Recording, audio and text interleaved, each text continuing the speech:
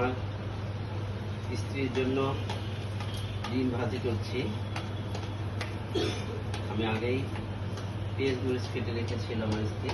আমি শুধু ডিমটাকে ফেটিয়ে নিলাম, ফেটিয়ে তার জন্য একটা ডিম ভেজে দিচ্ছি। কারণ সকালবেলা সে আমার জন্য নাস্তা বানিয়েছে, আমার বাচ্চাদের জন্য নাস্তা বানিয়েছে।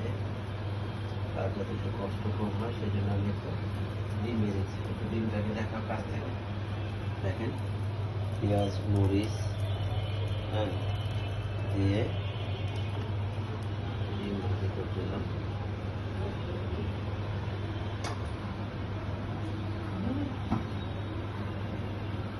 চুলাটা একটু বানিয়ে নিই।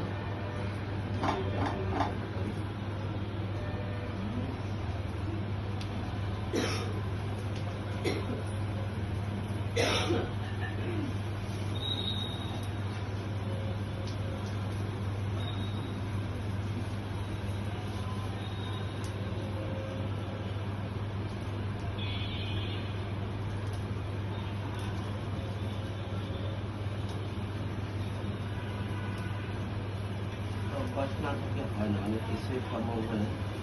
হুট করে করতে গেলে অনেক কিছুই চেঞ্জ আসে। আমরা আসলে আমাদের কষ্টটাকে বুঝি না তো। একটা ডিম ভাজি করতে হলে কত কষ্ট এটা বোঝা যায় ভাজতে গেলে।